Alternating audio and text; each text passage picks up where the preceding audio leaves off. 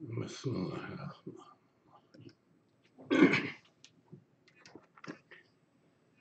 Esselamu aleyküm aziz qarindoshlar.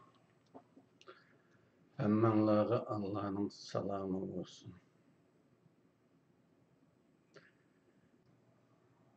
Şu anda sözlüğüm gelip emas. Bazı zürüriyetlerden yanalı sözleşki tegişlik temalarını sözlemesem bulmaydigan dek dep qarab huzurunlarga çıkıp kaldım. Bir neçe tema var. Sözleşni plan qilgan. Mesela en aqalli şartlarda Şarkı Türkistanlıklarının ahvali. Siyasette kalpakçılık udumu. Buralarda Mao Zedong'un xotunu, Jiang Qing'ni kalpak zavodi va hammadan bir kalpak kiydirdi deydigan bir gap bor edi. Bunga ishondik. Chet elga chiqib dunyoni kuzatgandan keyin qarasak bu siyasette umuman bu kalpakçılık bir udumki. Bu temada sözleşki tegişlik ekan deb o'ylab qoldim. Anından başqa milliy ruhimizni buzgan madiyavozlik illati.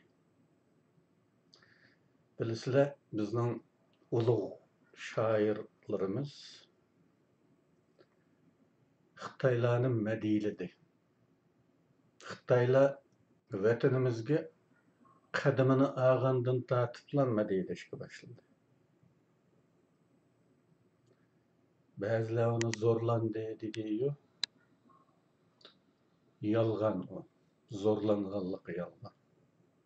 50. yılda Xitaylı şairlerini zorlap medyaya yazdırdı mı? Yalgan o. Özleri de galçılık tabiiyeti oğarlık için yazdı. Bu tema sözlünüşki tegişlikken degenini oylap kaldım. Çünkü bununla yandaşkan bazı mezmunlar Facebook'ta bir az talaş tartış kılınıp ötütken bir güzemge çelkip kaldı.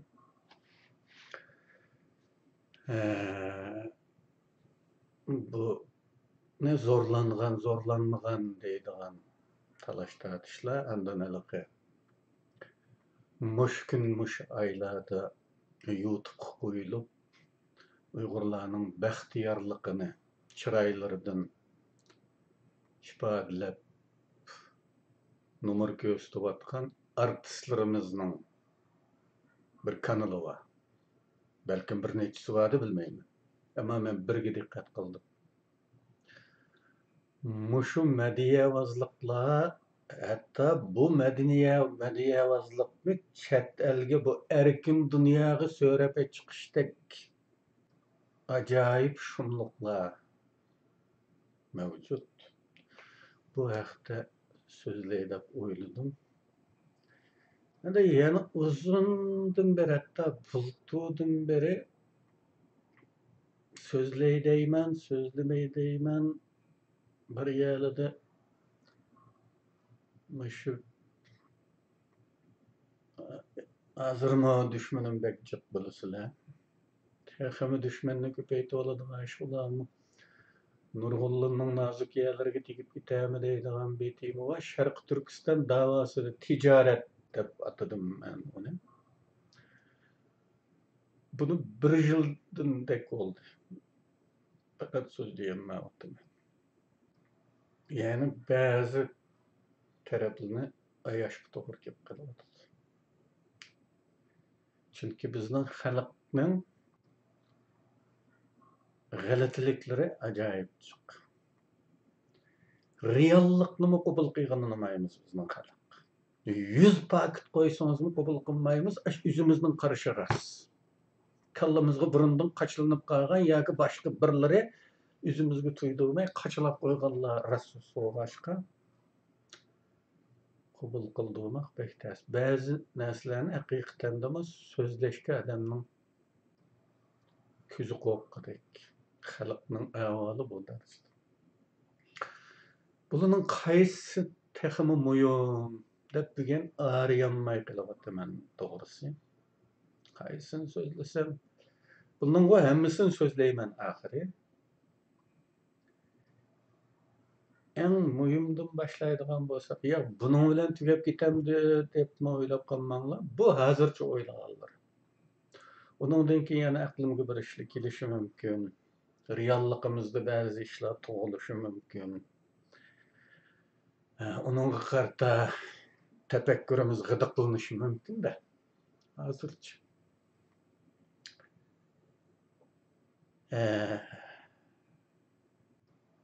Bunu sizlar hozir bu jalliq naq meydan videosi olmag'achqa sizlarning fikringizni ololmayman. Yana o'zim tanlashga to'g'ri keldi. Bugun shuni gaplashsak qanday? En aqalli shartlarda Sharq Turkistonliklarning ahvoli. Bugungi bizning ahvolimiz yani. Ammaviy torbetlarda ko'rib turishga to'g'ri keladigan, ko'maydisimda ochqanda ko'zga chaliqib qoladigan ba'zi mazmunlar haqiqatan odamning ichini pishirdi qarindoshlar. Biz bir mustamliki xalqqa o'xshamay qolamiz. Beg'amligimiz, bag'razligimiz. Mushtifayldan bu haqda bir qitim so'zlagandek qildim. Bugun bu ishga yana boshqa bir nuqtadan tegish qilib baqayli.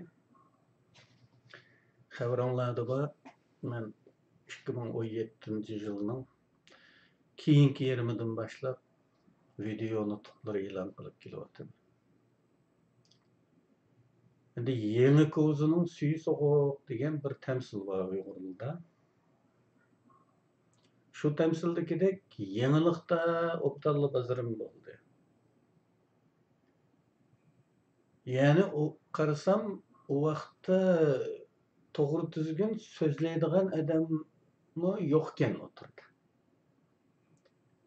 Birlari o'tirni mashg'ul qilayotgan bo'lsa-mu, raqobatchi o'g'idek turdi olmaganlikdan nayt tizla bazarim chiqqan. Pek yuqori pallaga chiqqan chog'lar 18-yilning yarimigacha bo'lgan bo'lsa, ondan keyin tuvelladi o deyman. Nurg'un o'g'ullarim bo'lib ketdi, qizlarim bo'lib ketdi. Men uchun hatto baylardan eng az 3 boy. Yillik maoshimni berish. Men bo'lsam ishlayman deb yurmay, vatan millatning ishini qilishdan iborat takliflarni berdi. Eng az 3 boy. Shunisi bunda pul qazanishdan ve şunu yetiştin bedenim şürkünü dağın boğaçqa yaxşı ki bu tekliflerini red kıldım. Red kılmagan bolsam bugünkü halim ne olar edi? Oylap bakanlar. Çünkü men milletimni bek düşünümen. Temperaturisi bek tüzü örleydi o. Kızıp getidi o, hayacanlanıp. Ama şu kadar tız soğuk idi ki o soğuğan vaxtıda pulning javobini bergan olmaydi bu millatga. Bularni o'ylasangiz, agar shunga ma'qul deb birasining pulini ep qolgan bo'lsam, bugun nim bo'ladi deganni o'ylasam, qo'rqib ketaman. Chunki alayzal bir yil qizigan bozorim tuyuqsiz o'suvdi. Mening gaplarimga qarab, 1-2 yil ichida vatanni ozod qila oladigan turamdan nima deb o'ylab qolgan bu sodda odamlar qanday tuyuqsiz va asossizlik qilib ketgan bo'lsa, shunda tuyuqsiz va asossiz temperaturasi tushib ketdi. O'yladiki, bu masalasiga bir vatanni ozod qila olmaydigan nimaki haynika. Şu aniqki men azaldan hatta ezib-tezibmi vatanni ozod qilishning aniq vaqtini deb va'da qilib boqmadim. Ba'zi hamoqatlarning xam xiyol mastodonlarining aksicha sizlarga Yahudilarni misol berib, Yahudilar 2000 yil kelar yili Yerusalimda ko'rishamiz deganni zerikmay takrorlaganligini, umidini uzib etmaganligini, bizning mana shunday 2000 yilga tayyorligimiz bo'lishi kerakligini, shirin tushlarimizdan uyg'onishimiz kerakligini deb kelyapmiz. Yolg'onmi? Bo'lmasa mening atiga o'gungi yoki 2 yilga 3 yilga va'da qilgan pakitos deb baqamlar. Shunisi torlarda vatan azodligi haqidagi tamagar gaplarning mazmunlari kishini umidsizlantiradi, qarindoshlar. Hatta yig'lig'isini keltiradigan darajada balalarcha, hamoqatlarcha, hatto vatan ozod bo'lib ketsa ulgurolmay qoladigandek ozodlikdan keyin kishilarga tutish qilayotgan ma'sumona qiliqlarimizmi bu qayg'uli kuyning kulminatsiyasi bo'lib qolmoqda. Bu yana bir tarafdan xuddi Nasriddin apandimning uyda yuttirib etgan uzukni topolmay, uy qarang'iroq ya. Üzükni ko'chada izdeganidek bir ish. Efendim öyning gungi yo'riqida üzükni tepishga ko'zi yetmay, ko'chada yo'riq izlashni to'g'ri ko'rgan bo'lsa, qarindoshlarimizning vatanni ozod qilishdek qiyin ishni atlab o'tib, ozodlikdan keyin kishilarni qiyg'isi kelayotgandek ham. Uningdan boshqa aloqasiz ishlar haddi hisobsiz.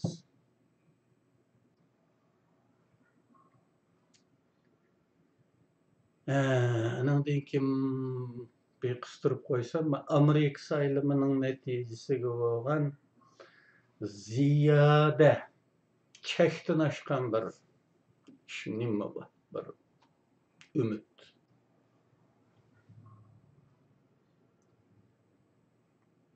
Chekdan oshgan bir umid var.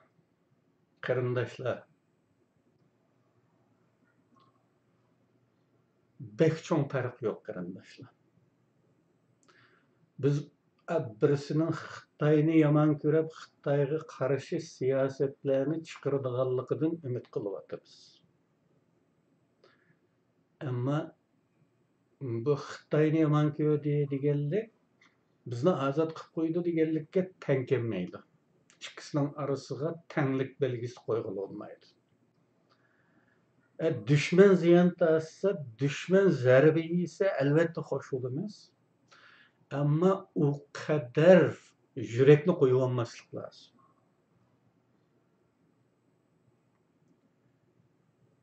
Amerikaning bir o'zgarmas davlat siyosati var qarindoshlar. Hamma davlatning shunday. U reis almashgan bilan o'zgarib ketmaydigan bir tip siyosat oldu. Şu öz devletinin menfaati üstüge kurulgan bir siyaset. Özgermez bir gün tertip.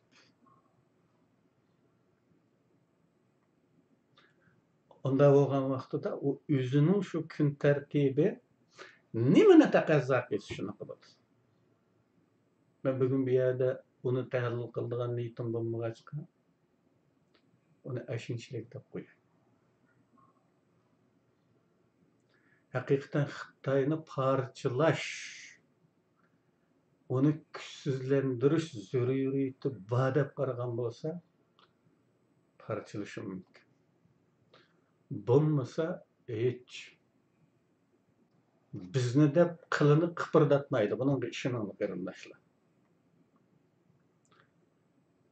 Esingizda bo'lsin, Amerikaning bir askarining ölüm nafaqasi $1 milyon.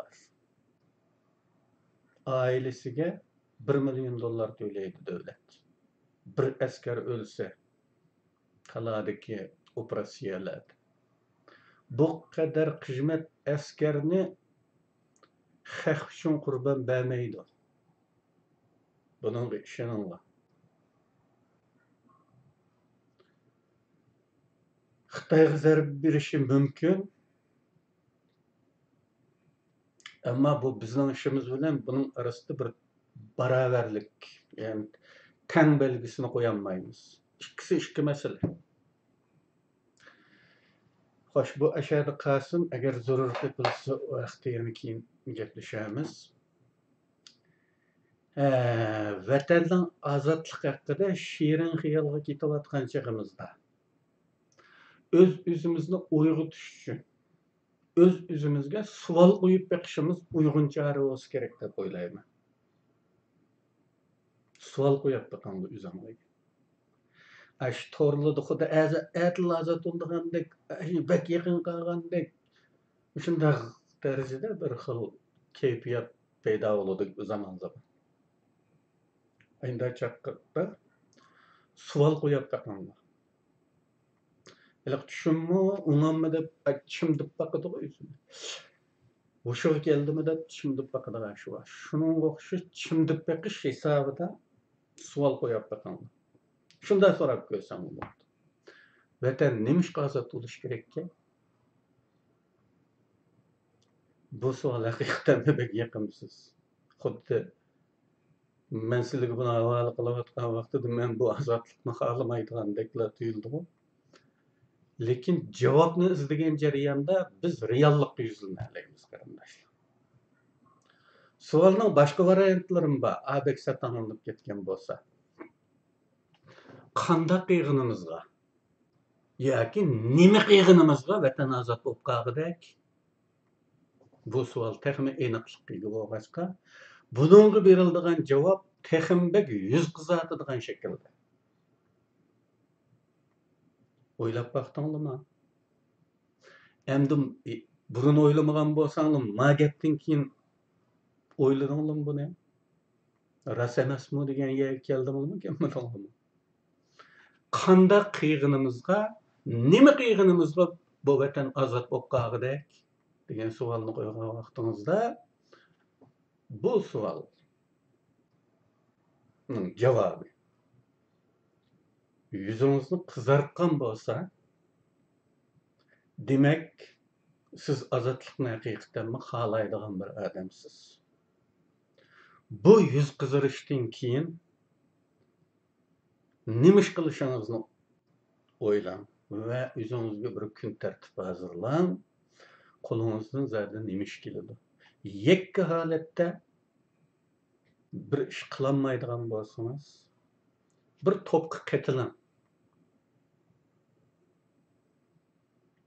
Jamoat sifatida qiyg'in oldi, shaxs sifatida qiyg'in olmaydigan ishlar. Umuman jamoat sifatida qiyg'in ishning barakasi bo'ladi-da. Endi hech kimga aralashqisi kelmaydigan bir ahvolligini duch kelib qoladi inson bolasi. Anda vaqtida yakka qilinadigan ishlarmi bor tabii. Agar shu qo'lingizdan kelsa. Bu savollardan keyin hech bo'lmasa kishilarning vaqtini mashg'ul qiladigan bema'ni narsalar bilan torni to'ldirishdan bo'lsa-mu o'zimizni tutib olsak foydasi bor. Xalqning vaqtini zoya qiladigan narsani to'ldiravergan bilan shuni xohlamas o'qiyman deb insonlarning vaqti zoya bo'ladi. Hatto nurg'un hamoqat odamlar, texim hamoqatroqlar atmosferadan, hosil bo'lgan sunniy atmosferadan go'yo bizning ozodligimiz qandaqdir bir qaznaqning ichlarida bir gamilarda yo bir tog'ning o'nkirlarida xalq ko'maydigan yerda hozirlanib mashunda dasqonni yaygandek yeyibla 5 daqiqada tayyor qiladigan bir ishdek bir xiyol kalla kirib qolishi mumkin. Bu fantaziyaga boshlaydigan insonlarni hamoqat qiladigan narsalarning ozog'ini yaxshi. Xalq texmi ahamiyatli ishlarga vaqt sarf qilsin. Ilgari men bir misolni aytdim bo'yliq.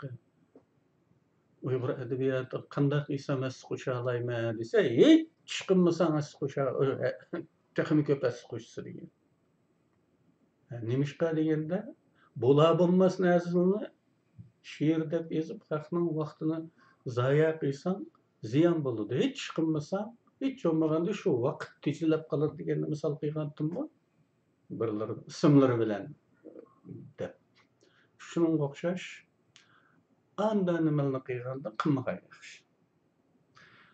Hammalarga shunisi ayonki, bir tuproq parchasining qo'liga kelishi hergizmi meclis etish bilan, namoyish qilish bilan, arzlar bilan bo'lmaydi. Bunga qat'iy ishonim bor.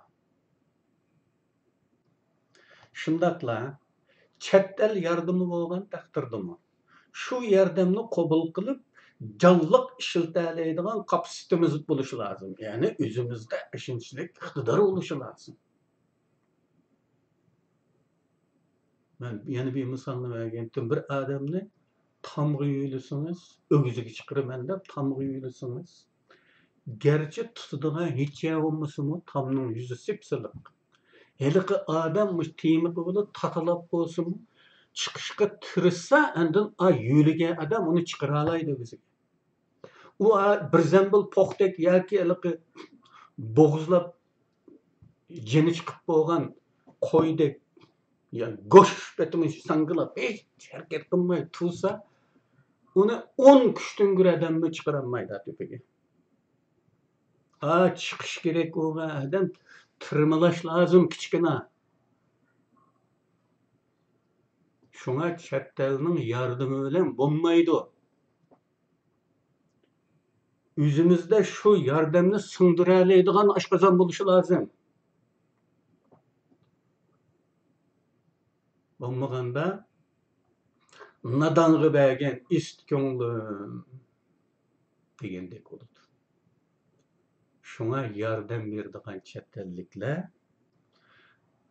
bizni ming yerimizdan chekidi. Jiring sada versak andina jiringlaydi ekan deydi. Bok qilsak, ichi o'tib ketga o'xshaydi buning deb qoladi. Yordam baka ketadi buningga. Xalqarada o'zimiz sakchilik qilishdan boshqa foydasi yo'q deb voz kechadi.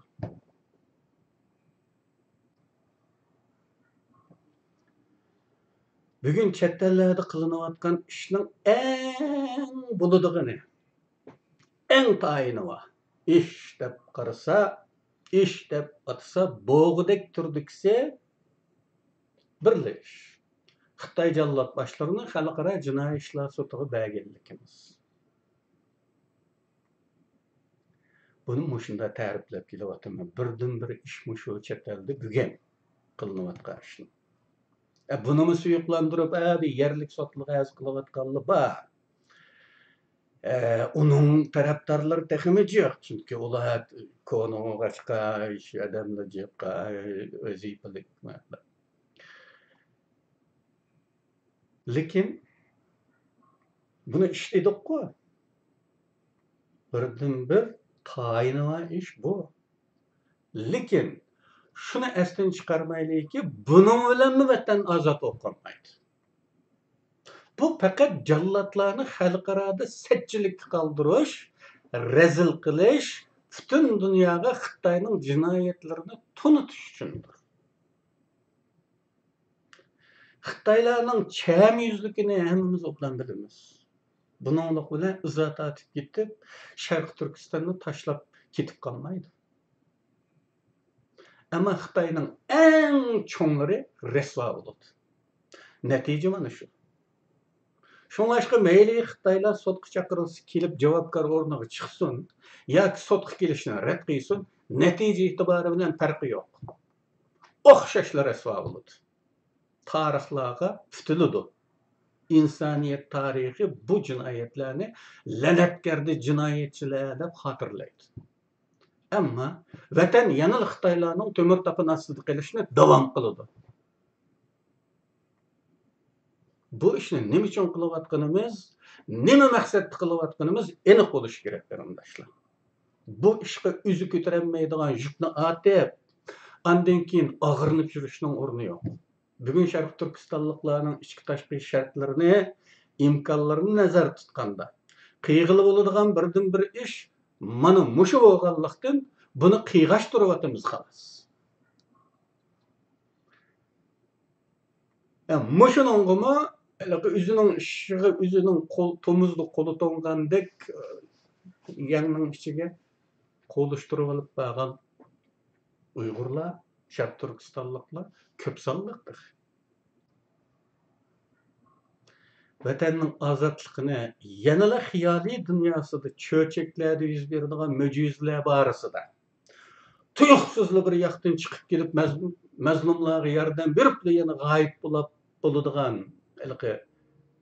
oppoq soqolliq bir farishtalar tusida idrok qilish bosqichida turayotgan qarindoshlarim ajna bir ish bor cho'chakildi.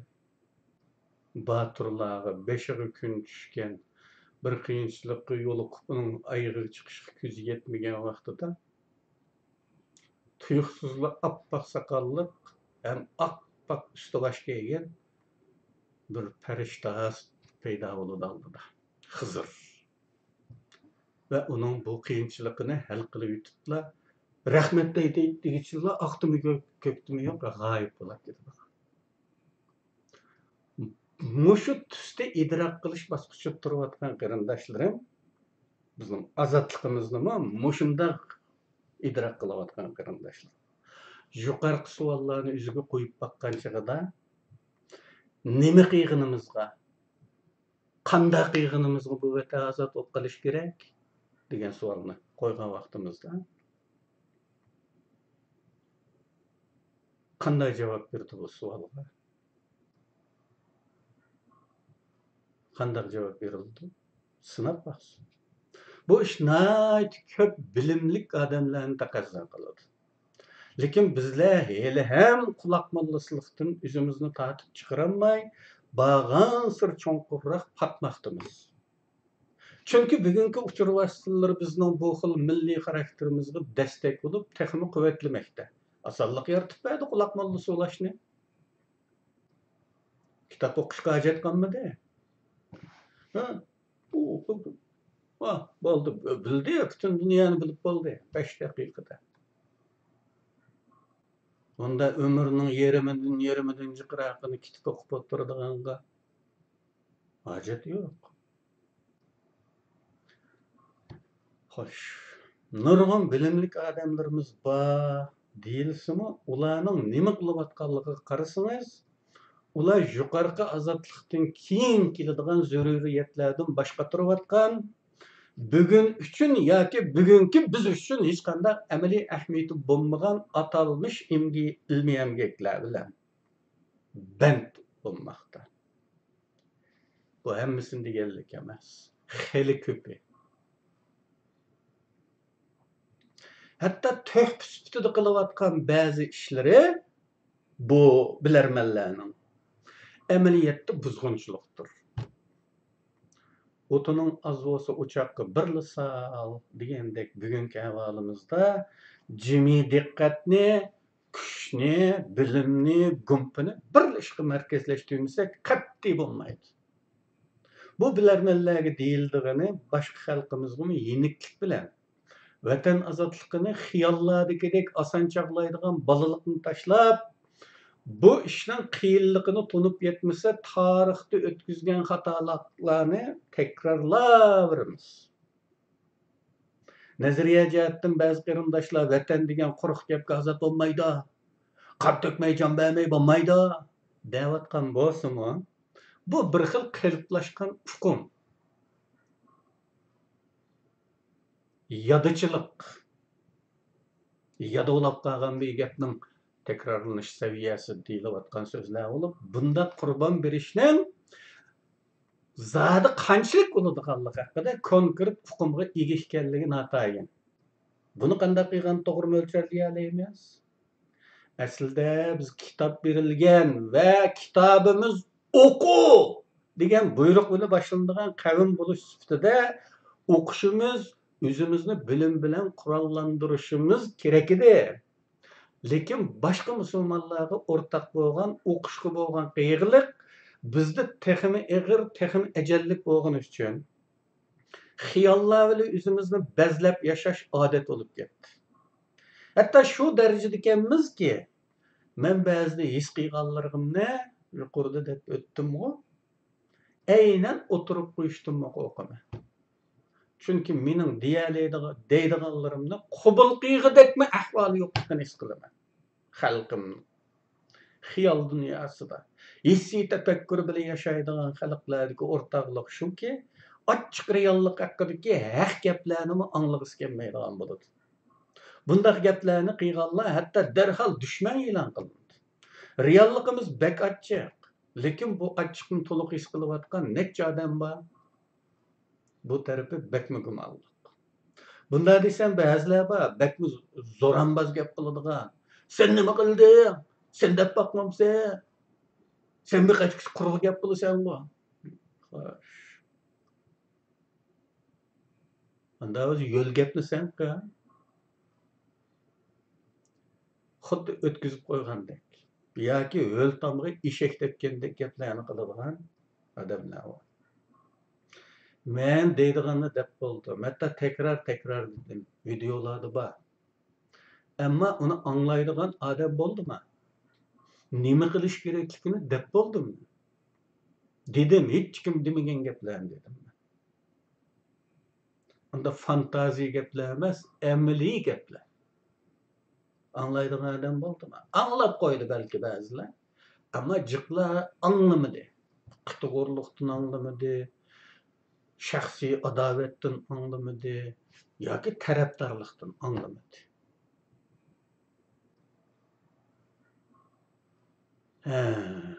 Belkim anglaganlar bordir. Ba'zi yoshlar meningcha, mening shu gaplarimdan keyin ba'zi yoshlar ba'zi ishlarga tayyorliklarga kirishgandir. Umidvor bo'lish uchun shunday o'ylab turaylik. Ammo bu yetarlikmi? Meningcha yetarlik emas. Yetarlik bo'ladigan bo'lsa, torlarga yo'llanadigan narsalardan bilingan bo'ladi. Ammo bek ko'p hollarda bema'nilik, aloqasizlik, tuzsizlik, beg'amlik qatorliq ifodalarni his qilish qilib bo'ladigan narsalar mavjud. To'g'ri, men nima qildim? Men vatanim, millatimning ozodlik ishlari uchun kerak bo'ladi deb bilgan narsalarning xili ko'pini o'rgandim. Kerak bo'ladi deb bilganlarimning xili ko'pini o'rgandim. Bugungacha o'rganyapman. Nahayot afsuski, u o'rganganlarimning ba'zilarini o'tirib chiqargudek tashqi shartlar yo'q. Rostini desam. U o'rganganlarimning ba'zi amaliylari bor. Amaliy. Uni sizlarga bu yerda deb bergin bo'lmaydi. Yoki sizni bir o'g'jiga olib, uningda o'qitanmayman. Chunki tashqi shartlar yo'q buningga. Endi ba'zilarini, shu o'rganganlarimning ba'zilarini beray desam oladigan xaridor yo'q. Chunki hamma odam, hamma Uyg'ur biror ustoz yoki o'ziga birdan vangshuvchi.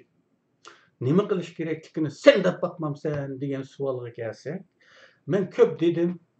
Bizdagi bilim safhasi, siyosiy safha, kishilik fazilat taraflaridan hech tayyorligimiz yo'q bu ishga.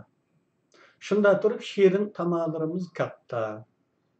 Aldı bilan biz o'zimizni ozodlikqa layoqat qozonishimiz kerak. O'zimiz ozodlikqa layoqat qozonishimiz lozim. Ozod bo'lishga haq qozonishimiz kerak. Nurg'un alomatlardan shuni ko'ramizki, boshqa qarindoshlarning oldidan o'tgan bo'lishi mumkin bunday ishlar.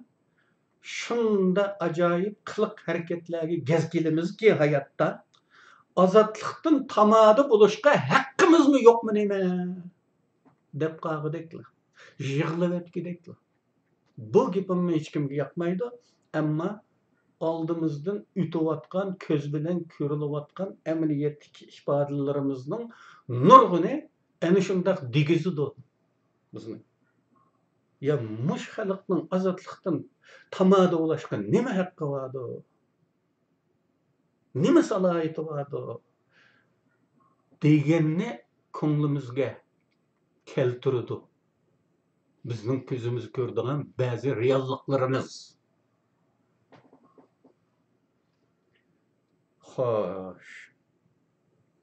Özümüzni tayyorlash uchun qat'iy qilib o'qishga, kasblar bo'yicha yetishib chiqishga to'g'ri keladi. Buni hammaylar deyalaymiz, bir nazariya bu. Yodilli deymiz bunlarni. Lekin biz o'qishni yaxshi ko'rmaymiz. Qanday qilish kerak? Quloq mollisilik mijozimizga uyg'un keladigan bir chorani bayqadim qarindoshlar. Bugun shuni deb turamiz sizlarga. O'qish bilan xo'shimiz yo'q-ku. O'qish bilan xo'shimiz yo'q bo'lgandan dal bizning ash quloq mollisilik mijozimizga uyg'un keladigan bir chora topdim. Bu nimadi bu? Balkim qiziqyapsizlar deyman. YouTube'dan izlasanglar, YouTube'da nurg'un hujjatli filmlar var. Bu hem kino ko'rgandek bir ko'ngil etish bo'ladi sizlar uchun. Demilish qatardagi bir ish bo'ladi bu. Hem quloqdan anglaydigan, quloq mollasiga uyg'un bo'lg'achqa Facebook'da isrof qiladigan vaqtinglardan har kuni bir 2 soat ajratib, mana shu hujjatli filmlarni ko'rishga nima deysizlar? Tayininglar bormi? Qaysi mazmundagini ko'ramiz degan savol tug'ilishi mumkin. Endi bu hujjatli film degan bek ko'p. Biz vatanning ozodligini umid qilyapmiz emasmi?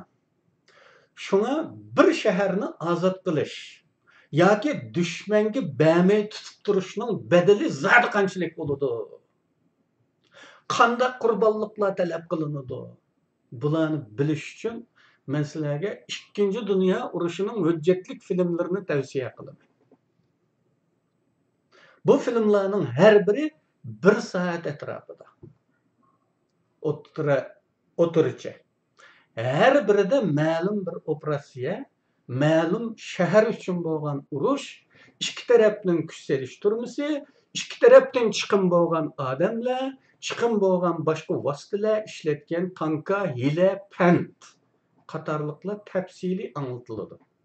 Ba'zilari harbiy taktika nuqtasidan tahlillanib bo'lgan bo'lib, kelgusida Sharq Turkiston milliy armiyasi uchun askar bo'lish ishtiyoqida kuyayotgan yoshlarimizning ba'zi harbiy bilimlarini o'rganish uchun foydali. Bu filmlar tarix nuqtasidan tarix bilimi bo'lsa, yana bir tarafdan dam olish, kino ko'rgan hisobda turibmi, bir muncha narsa o'rgatadiganligi nuqtasidan bakmi foydali deb o'ylayman. Bu filmlarning Uyg'ur tilidagisidan boshqa hamma tildagisi bor. Faqat Uyg'urchasi yo'q. Türkçe bildiğanlarga Türkçesi var. İngilizce ve Avrupa tillardaki nüskası çokum var menimce. Türkçesi olan qaraganda Avrupa tillarının hamma türüde var. Türkçe bildiğanlar YouTube'ning izlash göznikiga savaş belgeselleri deb yazsa çoğulukla çıkıdı. Yüzlerce film. Yani tarix dükkanı deb yazsa başqa turdagisi chiqadi. O'xshash voqeaning yana boshqa kompaniyalar tarafidan ishlangan filmlar. Bularning ba'zilari qismliq. Aniqi cho'ngroq operatsiyalarni inchiqroq tahlil qilish uchun qismliq qilingan. Eng uzunlari 8 qism herhalde. Ba'zilari bir kısım, bir şehir, bir operatsiya yoki ma'lum bir harbiy harakat.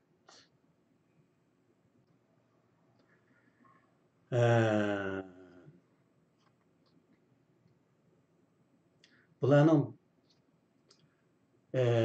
gruppalaştırılgan şekildekilerini en yaxşisi birincisidan başlap ko'rsanglar texmi yaxshi bo'ladi. Aniqi oldi-keyni qilmay. Masalan, men sizlarga eng kuchli tavsiya qiladigan birisi Saylarla 2. Dünya Savaşı World War II in Numbers. Sallar bilen 2. Dünya Uruşu degan 8 qismlik bir grup var. Bularni ko'rib bek ko'p tarafli manfaatlar bula olishimiz mumkin. Tarix bilimi, urush san'ati biz uchun texmi muhimi ham xiyollardan chiqib, reallikka yuzlanishga foydasi bo'ladi deb o'ylayman. Chunki sallar bilan 2. Dünya Urushi deganda sallar va son. Matarafdan o'lgan odamning soni, mayoqdan o'lgan odamning soni. A taraf qancha tank ziyon tortdi, ma taraf qancha tank ziyon tortdi. Ayaqdan qancha aeroplan chiqim bo'ldi, mayoqdan qancha aeroplan chiqim bo'ldi. Bir shahar uchun, bir operatsiya uchun bo'ladigan ishlar. Shu vaqtda sizlar iliq xiyollardan go'yo bu bir qaznaqda hazırlanıp, mayındalik islashib 5 daqiqada hal bo'ladigandek xiyoldan chiqib, yo bu ma ishkin emasma deydiganga kichkina real o'ylaydiganga etkila bilir balki. Ümit. Nurg'un qarindoshlarimiz vatan ozodligi, urush, qurbon berish degan mazmunlar haqida gap qilganda talaffuzidan bularni real va aqliy tafakkur bilan emas, yanada xiyol va hissiy tafakkur turtkisida go'yo bir uyummuş kabi. Xuddi kinolardagidek oson tasavvur qilayotganligi bilinib turdi. Men eng boshda deb o'tgan halqa manga dastlabda bek ziyoda ixlos qilib ketib, keyin meni bu vatanni azab qilolmaydigan bir nima ekan deb lassida bo'shab ketgan qarindoshlarni ko'rib qo'ysa, vatanni ozod qilish deganning meningli qo'limdan keladigan turdagi masal bir ish emasligini cho'qim tunib yetishlari mumkin. O çağda belki meni bu qilib qolar deyman. Mening yuqorqi sallar bilan 2. Dünya Urushi nomli guruhlaşgan filmlardagi sallarga diqqat qilasizlar qarindoshlar deganim mana shu. Shu chaqda ana shu sallarga qarab, eng yaxshisi filmlarni ko'rayotgan chaqinglarda, filmni ko'rayotganda u yerda urushayotganlarni Xitoylar ve Şarkı Türkistanlıklar deb tasavvur qilib turib ko'rsanglar texmi yaxshi bo'ladi.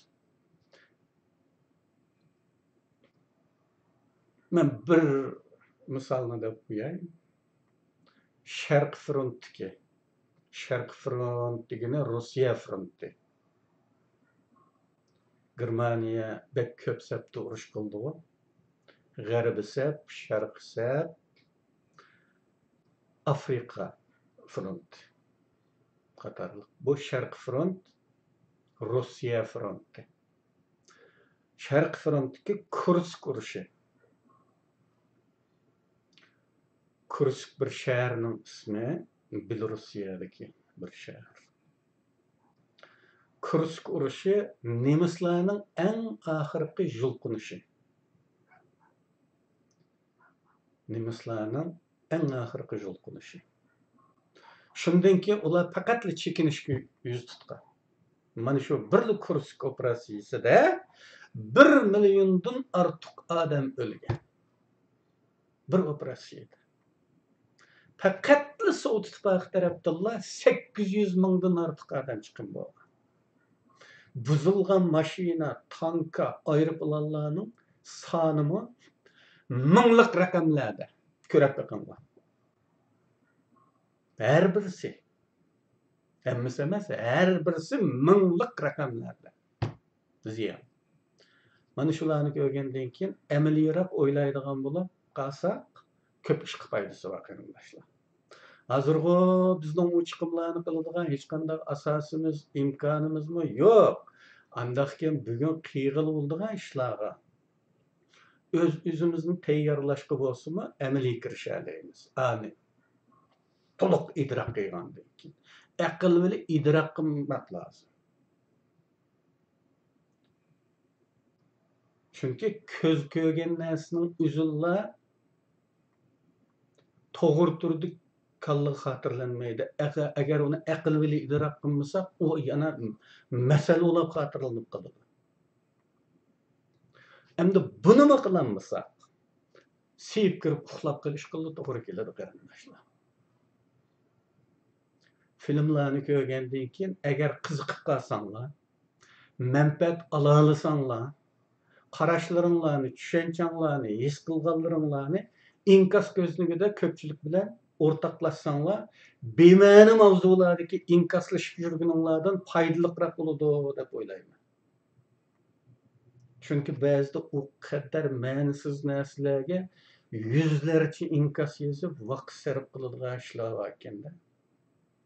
Ya aş iş şuncha bo'la vaqt sarf qilib, ajinin shuncha bo'la ixlos bilan inkas yozish xo'sh yiqib yurganimizdan qaraganda bizning ozod o'g'imiz yo'qdeklar.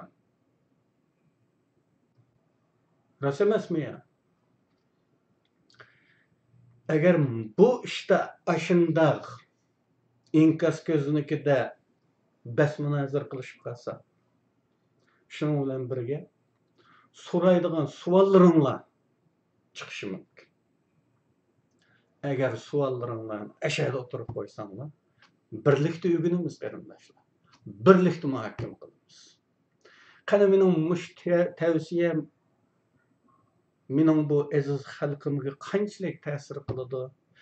Qancha odam mushuni qilib baqayqani bo'libdi? Deb bir ikki filmni ko'rib baqadi. Buni yaqin arada natijasini ko'ramiz inshaalloh. Hammanglarning hamma vaqt xayrli bo'lsin, bereketli bo'lsin. İşinlarga muvaffaqiyet tilayman. Allah hammanglarni o'z panohida asrasin, saqlasin. Allohga emanet olinglar qarindoshlar. Xayr xo'sh.